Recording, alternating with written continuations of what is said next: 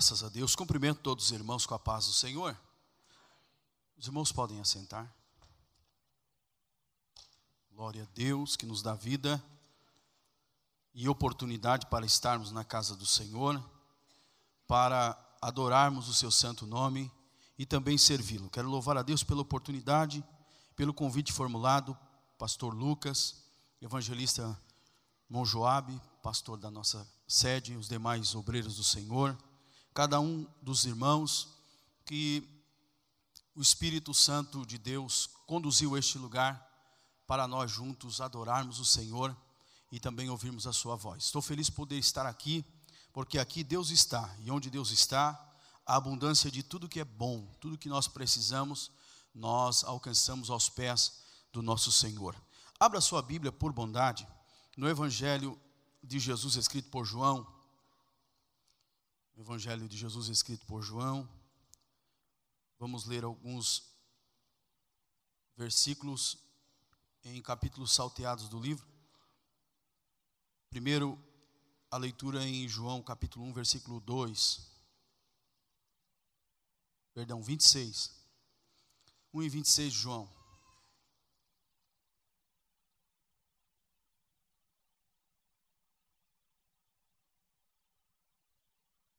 A tradução que eu possuo diz assim: João respondeu-lhes dizendo: Eu batizo com água, mas no meio de vós está um a quem vós não conheceis. Esse é aquele que vem após mim, que foi antes de mim, do qual eu não sou digno de desatar as correias das sandálias. Versículo de número 31. E eu não conhecia, mas para que ele fosse manifestado a Israel, vim eu, por isso batizando com água. E João testificou dizendo: Eu vi o Espírito descer do céu como uma pomba e repousar sobre ele. E de novo ele diz no 33: Eu não conhecia, mas o que mandou batizar com água, esse me disse: Sobre aquele que vires descer o Espírito Santo e sobre ele repousar, esse é o que batiza com o Espírito Santo. Agora abrem no capítulo 8 do livro de João, 8 e o versículo de número 19.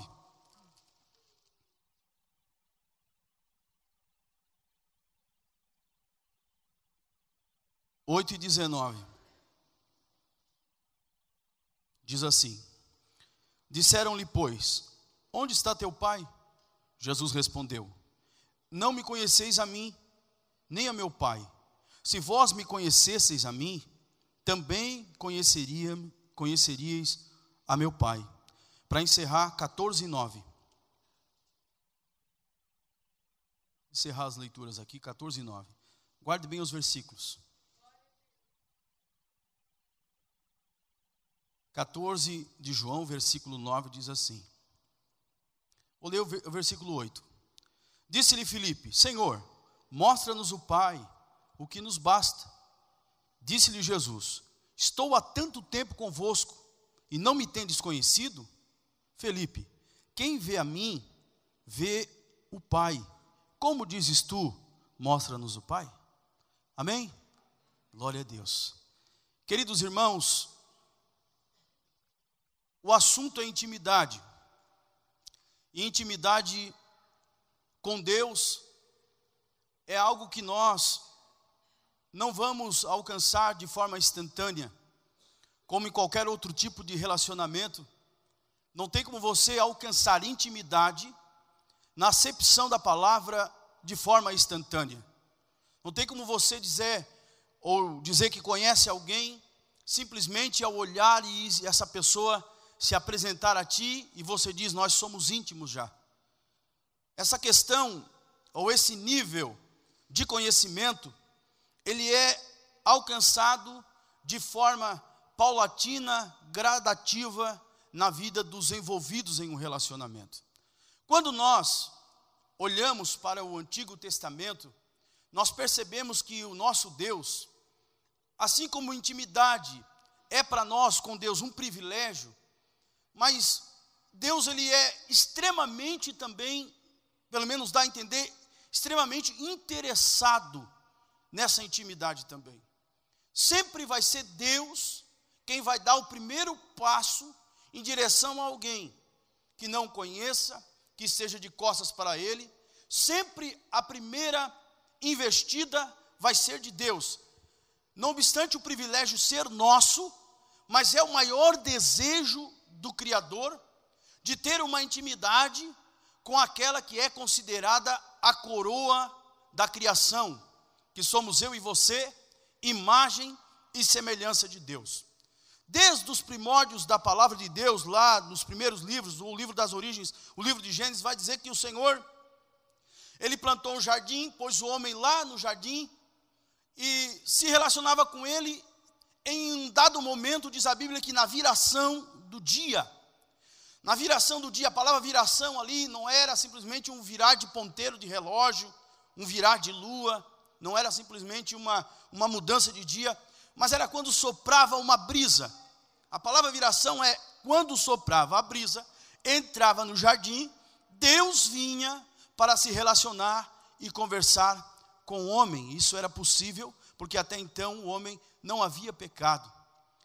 Mas a palavra do Senhor vai nos dizer que após o homem ter pecado, cessou-se aquele convívio tão descortinado, aquele convívio, aquele contato tão desnudo, e agora Deus vai ter que usar outros meios para se aproximar do homem. Mas mesmo assim, não obstante, Deus, ele sempre vai estar no seu trono, dando a iniciativa e esperando um retorno daquele que deseja conhecer e ser íntimo da sua pessoa bendita. Ele aceita o sacrifício de Abel, ele é invocado por Enos, ele caminha com Enoque, e assim sucessivamente ele vai se relacionando com homens na Bíblia Sagrada, que trazem para nós um pano de fundo, uma ilustração de que há possível, ainda que toda uma nação ou toda uma maioria esteja alienada de Deus, sempre vai haver a possibilidade de alguém que deseja, de alguém que aspire, de alguém que tenha no coração essa inclinação de ter um contato com o Todo-Poderoso, um contato extremo com Ele. A Bíblia diz de Noé que ele achou graça aos olhos do Senhor. Deus sempre esteve lá, Deus sempre esteve no seu trono olhando, e as pessoas que não só de boca diziam ou glorificavam a Deus de boca, mas com a sua conduta glorificando a Deus, atraindo a atenção dele, e Deus sempre deu um passo em direção e mostrou-se complacente, mostrou-se misericordioso e desenvolveu laços de amizade. Quando nós lemos na Bíblia Sagrada, por exemplo, a Bíblia falar sobre Abraão, que foi amigo de Deus, você vai ver, por exemplo, também ainda Elias dizendo: vive o Senhor em cuja face eu estou.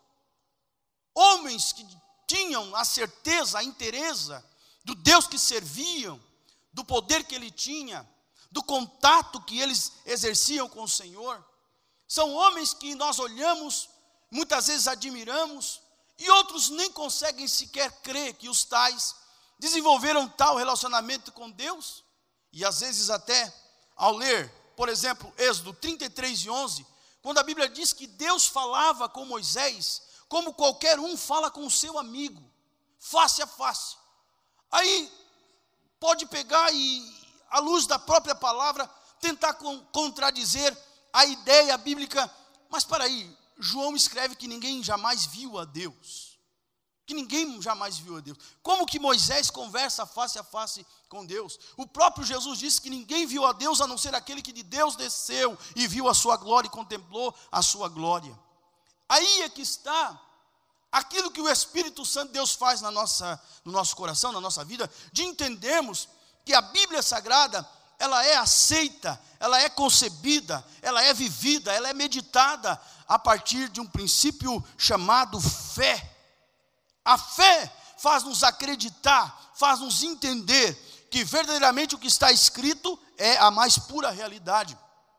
A Bíblia diz em Gênesis 1:1 que no princípio Deus criou os céus e a terra, os céus no plural e a terra era sem forma e vazia. Os Hebreus, o escritor vai dizer que pela fé entendemos que os mundos foram criados, como quem diz, unindo a fé e a palavra, nós seremos homens e mulheres privilegiados com a certeza e a inteireza de que existe um Deus, não obstante ser transcendente, não obstante os céus dos céus não conter a sua glória, mas também é um Deus imanente que está com um contrito de coração, com um quebrantado de espírito, para vivificar a sua alma pela fé. Agora, se eu não tenho fé para crer naquilo que a Bíblia diz, no tocante a relacionamento de homens com Deus, como terei eu fé então para crer que assim como eles tiveram tais relacionamentos com Deus, eu terei? Se eu não creio que eles tiveram, como eu vou crer na possibilidade de eu ter também? Eu quero dizer aos irmãos, a título de refrescar da memória, porque eu sei que os irmãos são conhecedores da palavra, que tais homens que batiam no peito, não como que um orgulho destrutivo, mas como quem alegre por ter chegado a esse privilégio, dizer que estavam face a face diante do Senhor, em situações de desgraça, em situação de enfermidade, de perdas, poder dizer, olha, eu sei que o meu Redentor, apresentando convicções, tais como eu sei que o meu Redentor vive mesmo estando tudo errado, eu sei. Esses homens eram homens tais como nós, heróis como nós, limitados como nós, pessoas que o que fizeram de proeza, que o que fizeram e ficou anotado, e que ficou aqui de forma enfática na palavra, foram homens que fizeram o que fizeram através da fé, através do crer, do acreditar, do aceitar, do caminhar em direção ao Senhor, e unido a Ele, puderam fazer tais coisas, como contemplar e ver mar abrir, ver tantas maravilhas, exércitos sendo destruídos, estéreos sendo mãe de filhos, mortos sendo ressuscitados, e tantas outras maravilhas, homens como nós, mas foram homens que se predispuseram a ouvir a voz de Deus e a caminhar de forma gradativa e paulatina para desenvolver uma intimidade com Deus. Quando fala de intimidade, está falando de um grau de conhecimento e competências a ponto de estar familiarizado com cada gesto, com cada silêncio, com cada palavra. Ser íntimo de Deus é conseguir entender o porquê que agora Ele não está falando, o porquê que as coisas que eu projetei para mim não deram tão certo. Ao galgarmos essa intimidade com Deus, nós teremos e receberemos dessa intimidade a graça para poder dormir, mesmo que no outro dia estejamos sentenciados à morte, mesmo que as coisas na fábrica, na indústria, no comércio não estejam dando tão certo para nós, os planos foram frustrados, mas mediante essa intimidade com Deus, nós podemos descansar, ir afora, e isento de quaisquer psicotrópicos e qualquer outros artifícios para me trazer a calma, dormir e saber que existe um Deus poderoso, que sustenta o meu sono, que acorda comigo, que caminha comigo, que vela pela minha vida. Para mim, uma das expressões que mais pontua, que mais esclarece a intimidade com Deus, é a já citada de 33:11 do Êxodo. Diz a Bíblia que Moisés, ele conversava com Deus, como quem conversa com o seu amigo. Não é como alguém que fala com Deus como se ele estivesse a milhas e milhas distante. Não é como alguém que conversa com Deus simplesmente com a cabeça entre as pernas, com pavor desse Deus. Já parou para pensar e meditar como quem conversa com um amigo, sem muita formalidade, sem um cabedal de palavras filosóficas, simplesmente conversar, abrir o coração, com toques, com palavras, ouvir e ser ouvido, como um amigo. E alguém olha e diz, olha, isso foi algo que Deus simplesmente, só um privilégio restrito a Moisés. Se nós formos entender a história, a trajetória de Moisés, nós vamos ver que ele chega nesse ponto, no alto dos seus 82 anos de idade, depois de passar por algumas etapas para galgar esse posto, para galgar esse nível de conhecimento e intimidade com Deus. Moisés nem sabia, Moisés nem entendia, mas mesmo sendo um infante que estaria fadado à morte, porque o faraó, ao perceber que toda a nação de Israel crescia e poderia subjugá-los e tomar o Egito, traça aquele projeto de matar todos os meninos que nascessem. As parteiras ficaram com medo, com temor de Deus, e não matavam os meninos. E quando nasce Moisés, a Bíblia diz que ele era formoso, e os pais esconderam ele por 3 meses.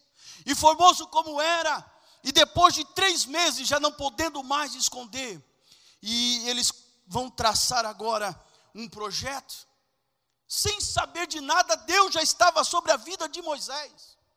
Antes de ele entender qualquer coisa, na idade de soltar pipa, de comer caramelo, Deus já estava norteando a vida dele.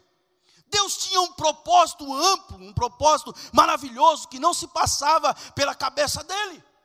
E a Bíblia diz que a sua irmã mais velha, ela vai tecer uma arca de betume, quem sabe fazendo a alusão àquilo que foi passado de Sem, que era o filho de Noé, como quem diz assim, olha, aquela grande arca deu um livramento à família do nosso ancestral.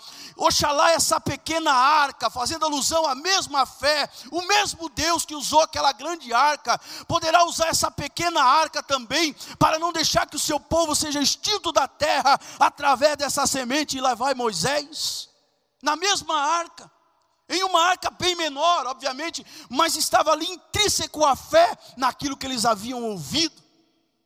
E todos conhecemos a história. A filha de Faraó está se banhando, não um banho de higiene, mas um banho ritual, no rio Nilo, que era considerado Deus. E se não, quando ela ouve o choro da criança, e entende como um presente, e ela então leva aquela criança para o palácio. Moisés não sabia de nada, mas Deus já estava projetando, aleluia, algo tremendo para a vida dele.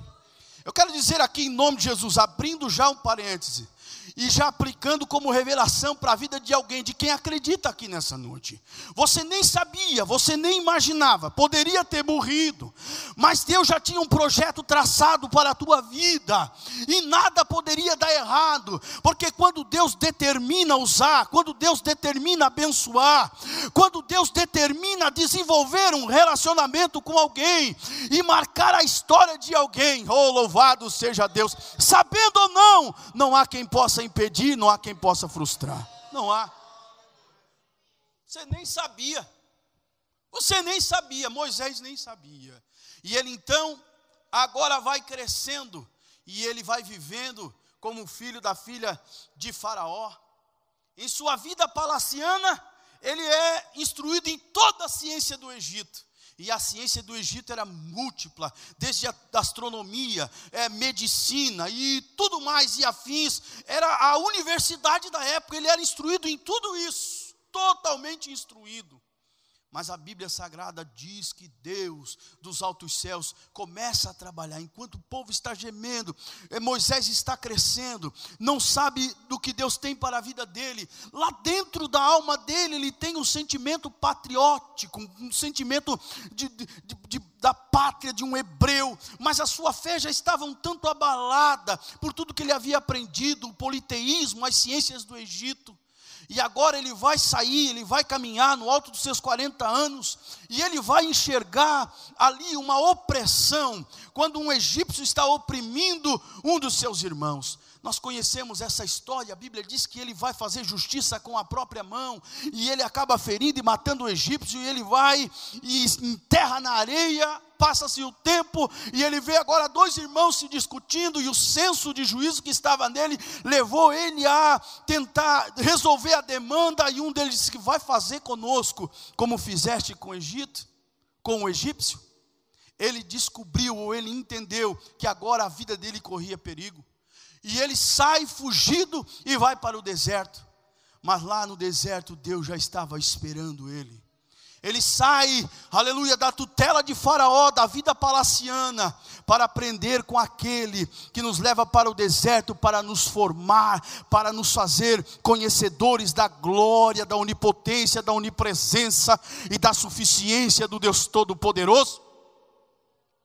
Está lá no Egito, está lá no deserto, e diz a Bíblia que enquanto ele está apacentando, está apacentando as ovelhas do seu sogro, ele vai ter uma primeira experiência com Deus vivo. E a Bíblia diz que ele estava apacentando as ovelhas, e ele percebeu que um arbusto estava em chamas. Era comum a sarça, ela se auto-inflamar, sendo que a seiva que ela produzia, sendo a sarça um espinheiro, era como que era inflamável, e exposto ao sol de 50 graus para frente, elas incendiavam e torravam e se consumiam.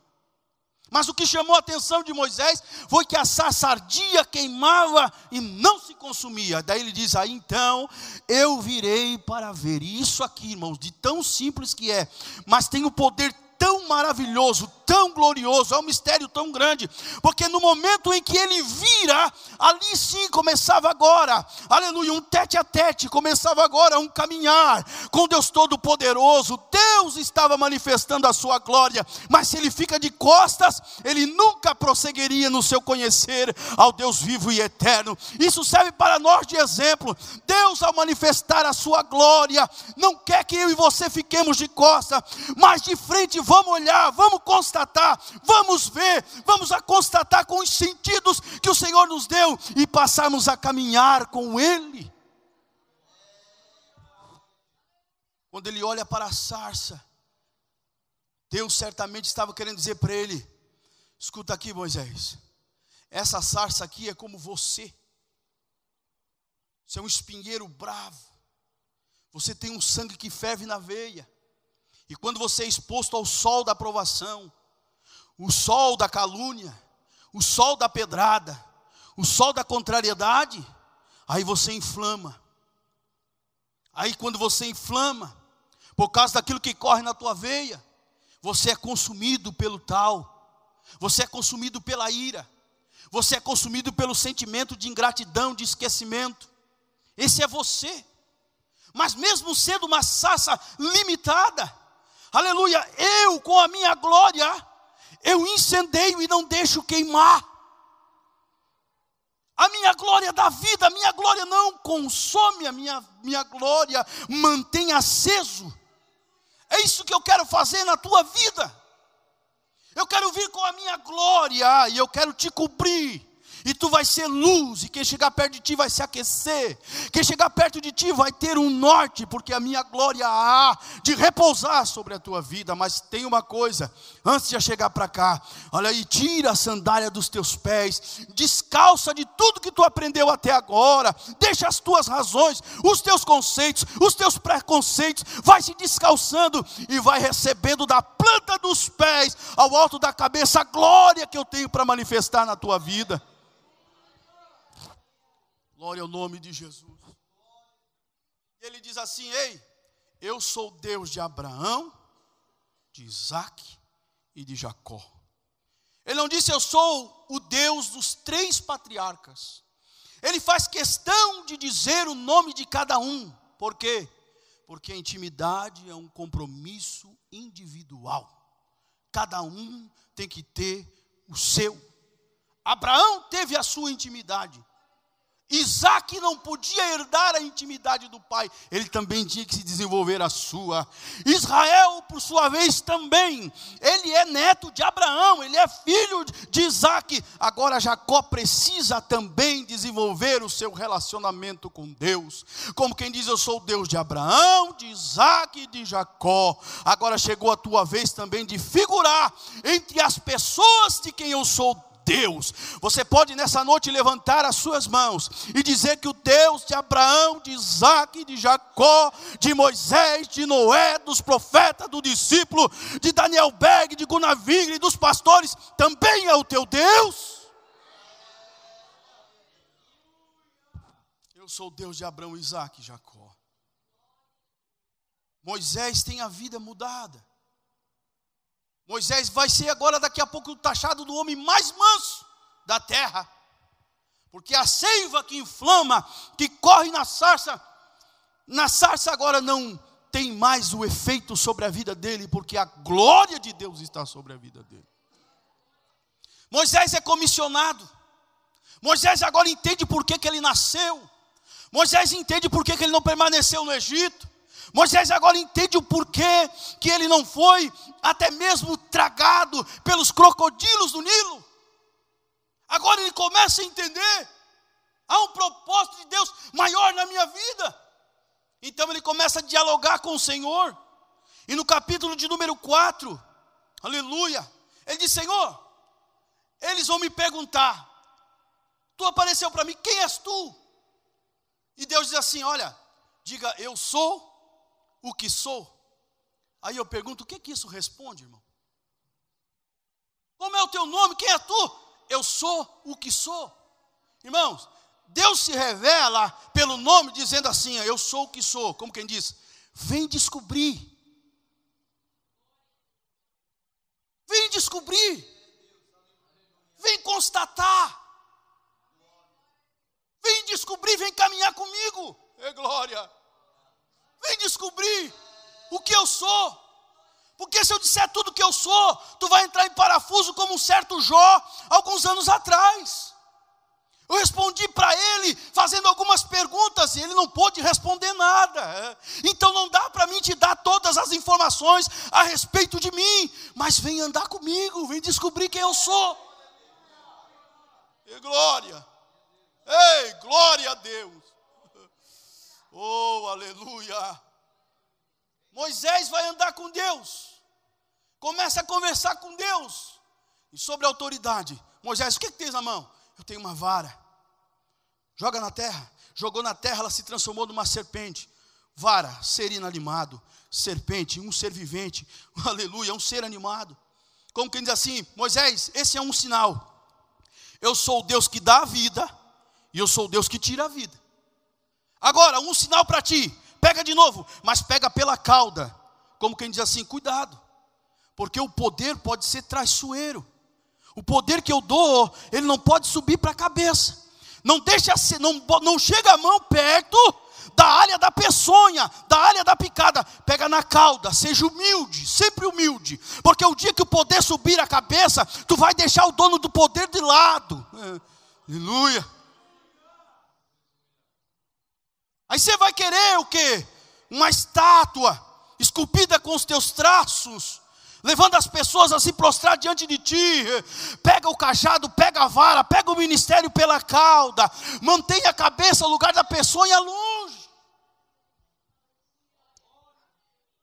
Pega a tua mão, Moisés.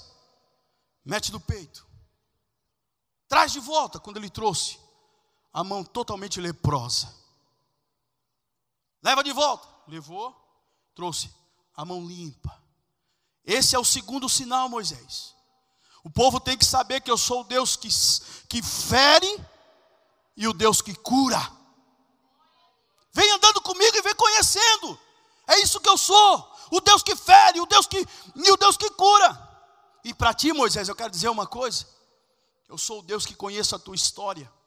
E quando tu põe a mão no peito e tu trouxe leprosa, é o crime triplamente qualificado que tu cometeu lá atrás, enterrado sobre areia.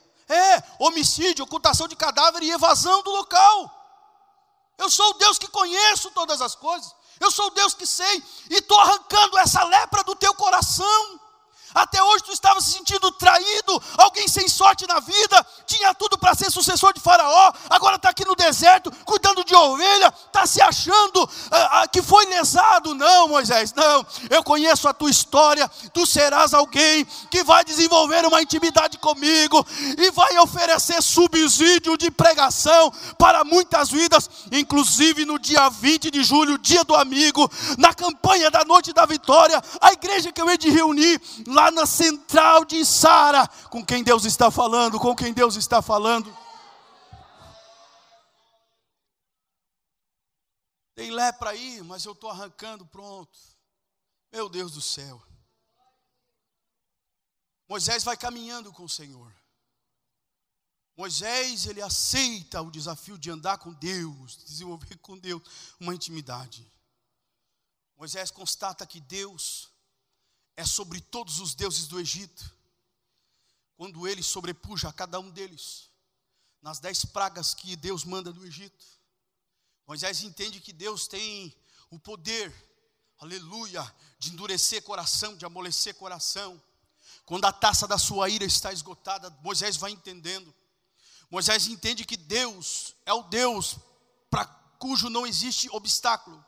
Quando vê o mar se abrir, quando vê os inimigos morrer, Moisés, ele vai entendendo que quando Amaleque se levanta contra Israel, ele vai entender e ele diz: olha, quem tu és? O Senhor, tu és o Jeová Nissi, tu és a minha bandeira, tu peleja pelo teu povo, não arrancasse o teu povo do Egito para morrer no deserto, tu és o suficiente, tu és o provedor. E ele vai se aprofundando, sobe no Sinai, fica 40 dias, atinge quase que um estágio angelical de comunhão com Deus. Ele vê o tabernáculo, ele traz todos os ditames do tabernáculo para que ele fosse feito. E o tempo vai passando, e ele vai conversando com Deus. E quanto mais ele conversa com Deus, mais ele quer conversar. Aleluia, porque esse relacionamento com Deus, irmãos, se dá para usar essa palavra, né? Ele vicia. Se é que você me entende? Aleluia. Quanto mais tem, mais quer. Mais de Deus, irmão, nunca é demais. Quando que você vê alguém abastecido de Deus? É quando você continua vendo ele buscando cada vez mais. Esse aí está abastecido, ele está cheio. Não sei se os irmãos estão me entendendo, mas quanto mais cheio, mais transbordante, mais ele fica, mais ele quer, mais ele deseja de Deus.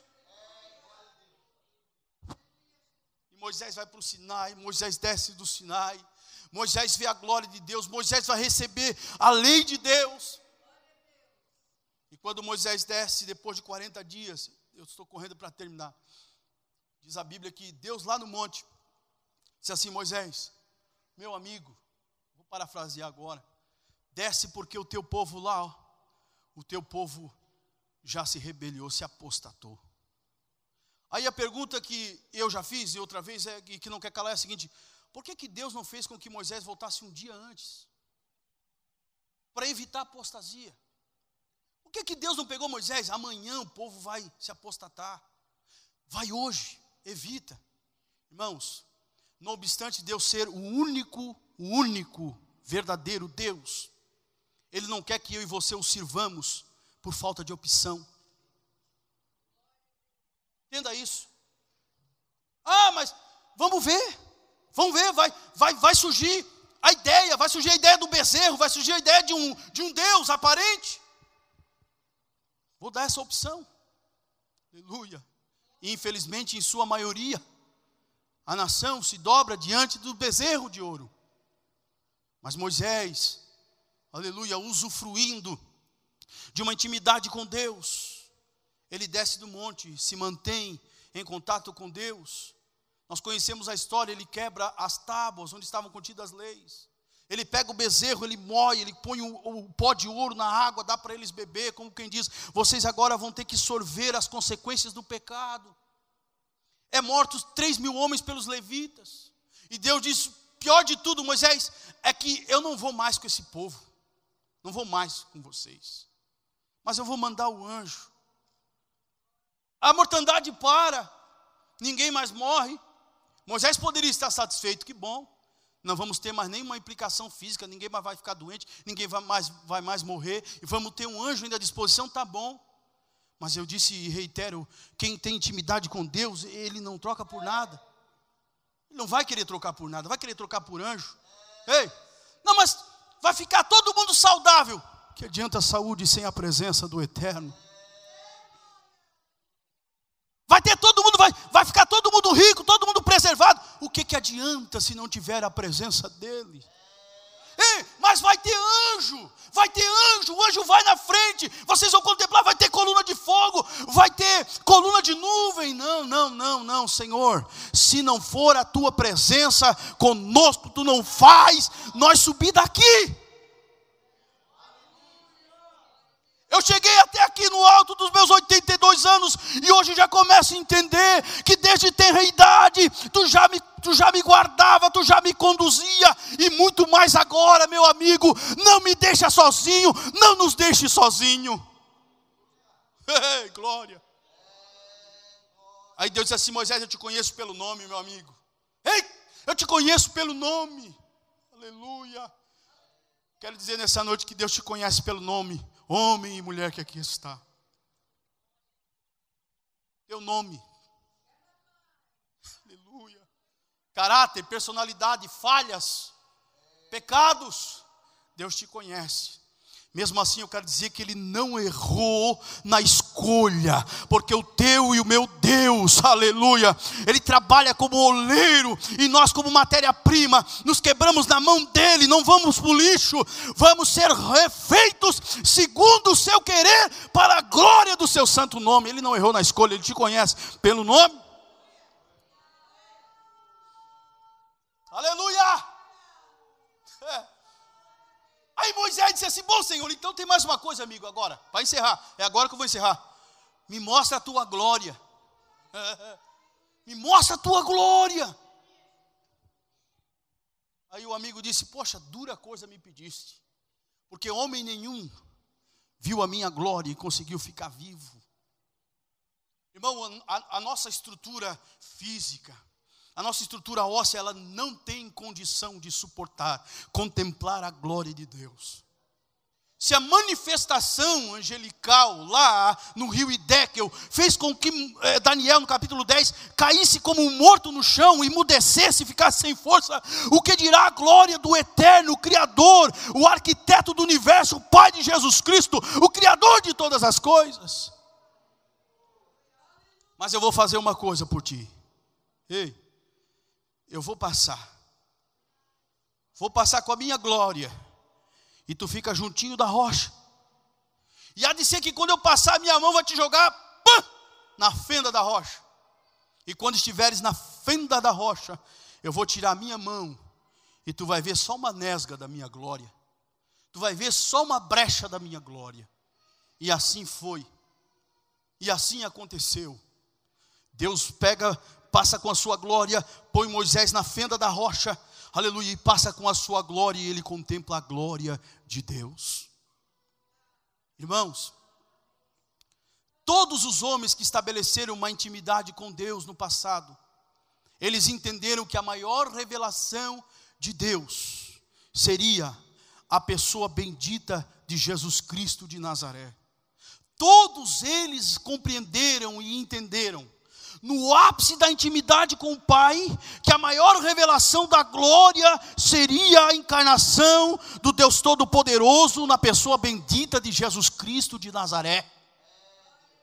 E quando nós vemos o desenrolar dessa verdade bíblica, nós entendemos que a rocha é o próprio Cristo, que ao ficarmos perto dela, Deus com a sua glória vem e nos mete na cavidade dessa rocha, e no interior da rocha, como quem diz: para quem quer ver a minha glória, faz-se necessário estar familiarizado com aquilo que está dentro da pessoa bendita do meu Filho Jesus Cristo de Nazaré. No interior da rocha está dizendo: de sorte que haja em vós o mesmo sentimento que houve em Cristo Jesus nosso Senhor. O ápice da intimidade com Deus hoje é o conhecimento íntimo da pessoa bendita de Jesus Cristo de Nazaré, para ver a sua glória. A sua carne se rasgou para desnudar a glória de Deus para as nossas vidas. E os textos que nós lemos, vamos ver João Batista sendo confundido com Cristo. Ele disse: olha, na verdade, já está no meio de vós um que vocês não conhecem, não começaram a conhecer. Poderiam até ter visto, poderiam até dizer: não é esse o filho de José, o carpinteiro, não estão entre nós seus irmãos? Ei, mas não haviam conhecido a sua natureza de glória divina e de poder. Ele mesmo diz: eu mesmo não conhecia. Como não conhecia? Não era primo? Como não conhecia? Não cresceram juntos, diferença de 6 meses de idade? Ele estava dizendo, eu não o reconhecia, mas o dia em que o Pai se manifestou com sua voz e a glória através do Espírito Santo veio sobre ele, eu pude dizer, eis aí, a pergunta sendo respondida, feita por Isaac, há tantos anos atrás, onde está o Cordeiro? Está aí o Cordeiro de Deus que tira o pecado do mundo. Os fariseus, ao perseguir Jesus, seu ministério, Jesus se defende dizendo, olha, vocês não conhecem o Pai. Vocês vivem uma vida de jactância, de bater no peito e dizer, nós conhecemos a Deus. Nós temos estudos sistemáticos sobre Deus, a pessoa de Deus, o ser de Deus. Mas vocês não o conhecem na experiência, porque se vocês conhecessem a Deus, vocês reconheceriam o meu ministério e saberiam que eu sou dele, que eu vim dele. Mas o caso mais preocupante foi o último. Porque Jesus já está há 3 anos com os discípulos, manifestando a sua glória de todo jeito. Aí Filipe diz assim, Senhor, ei Jesus, mostra-nos o Pai, que é o que nos basta. Jesus de novo, ei, estou há tanto tempo convosco, e não me tendes conhecido, não caminharam comigo, não desenvolveram comunhão comigo, não desenvolveram intimidade comigo. Quem vê a mim, vê o Pai. Eu sou a glória do Pai manifesta nessa terra. Vamos ficar em pés, por favor, vamos ficar em pés. Aleluia.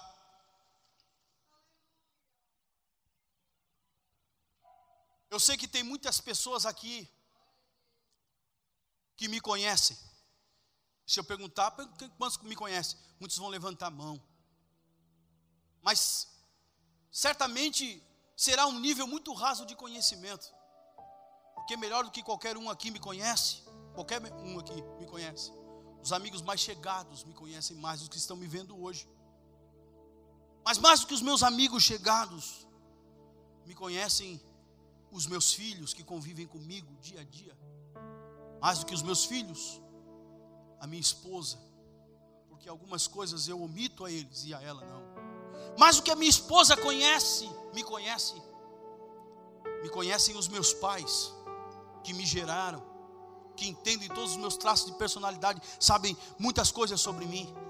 Mais do que os meus pais me conhecem, o meu adversário me conhece. Porque ele, como estrategista que é, e sendo nosso inimigo, ele vai procurar nos conhecer. Quando os filhos de Cefas invocaram o Jesus a quem Paulo pregava para expulsar os demônios, eles mesmos disseram, olha, Paulo nós conhecemos. Nós conhecemos a Paulo. O inimigo nos conhece, me conhece. Mais do que os já citados. Mas melhor do que os meus amigos, filhos, esposa e pai, o inimigo, eu me conheço. Melhor do que todos eles. Eu me conheço. Os irmãos vão percebendo que os níveis vão aumentando de conhecimento, mas muito melhor, e de uma forma perfeita, me conhece muito melhor que os meus amigos, filhos, esposa, pais, o meu adversário, eu próprio, o meu Deus. O salmista, ao constatar isso, disse, Senhor, Tu me sondaste, e Tu me conheces, aleluia, Tu me cercas, Tu conheces o meu assentar, Tu conheces o meu levantar, de forma tão terrível eu fui formado, no ventre da minha mãe, sendo eu informe, entreteceste-me no ventre dela, ninguém me conhece como o Senhor conhece. Esse nível de conhecimento nós nunca iremos alcançar em vida em relação a Deus. É por isso que o profeta nos convida, conheçamos e prossigamos em conhecer a Deus. É o nosso amigo. Jesus disse que eu não chamo mais vocês de servo, porque o servo não sabe o que o seu Senhor faz. Eu quero chamar vocês de amigos, intimidade. Ninguém de nós pode estabelecer uma relação de intimidade se não conhecermos a história, se não desenvolvermos um diálogo, se não caminharmos com o envolvido. Isso Deus está nos chamando a cada dia para caminhar com eles, conhecer a sua história, a Bíblia Sagrada. aleluia, a fonte de informação da história do nosso Deus. E o diálogo santo, a famosa oração. Que nada nem ninguém possa se intrapor entre a nossa, aleluia, a nossa vida e a de Deus. Que nada venha se intrapor entre o nosso relacionamento com Deus Todo-Poderoso. Você conhece a Deus? Existe um único e verdadeiro Deus que se revela àquele a quem Ele quer se revelar. E se revelou a mim e a ti, com laços, com cordas de amor nos trouxe, para que nessa noite o adoremos e saiamos daqui abraçados com Ele. Ei, glória! Eu nem sabia, mas eu pensei, agora que eu morro, ninguém mais quer a minha presença. Eu não sabia de nada, mas eu pus uma corda no meu pescoço, achando que morrer era melhor, porque na verdade já tinha algo me matando. E alguém já disse que o sentimento que o suicida tem não é de morrer, mas matar o que está matando ele. E eu com 17 anos para 18 anos já morrendo, desistindo da vida. Eu não sabia, aleluia. Enquanto a corda apertava o meu pescoço, Deus dos altos céus bradou, aleluia, criou as circunstâncias para que o projeto do diabo não fosse levado a efeito, para hoje estar aqui e dizer que há um Deus no céu. Ei, aleluia, muitas coisas na minha e na tua vida, e nós pensamos, poxa vida, que sorte a minha, olha que coincidência maravilhosa. Nada disso, irmão, nada disso. É um Deus todo-poderoso, um Deus que te chamou, um Deus que chama você a intimidade com Ele, o estreitamento de comunhão com Ele. Escuta aqui, permaneça com os teus olhos fechados e pense em como está o teu relacionamento com Ele. Ei, glória a Deus. Deus criou todas as coisas para a glória do seu santo nome. É óbvio que Deus se alegra em ver tudo o que Ele fez em todas as áreas. Os corpos estelares, as galáxias, as estrelas, os planetas, os meteoros. É claro que Ele se alegra quando a orquestra angelical ela vai entoar uma sinfonia de louvor. Ele se alegra com certeza com o nascer do sol, com o ocaso, respeitando, aleluia, a sua soberania. É claro que Ele se alegra com a fauna, com todos os animais que Ele criou, com as espécies de aves, o show da natureza, aleluia, com todas as matas, a flora, o show que a água dá, cachoeira, cascata, os mares, os geysers e tudo mais.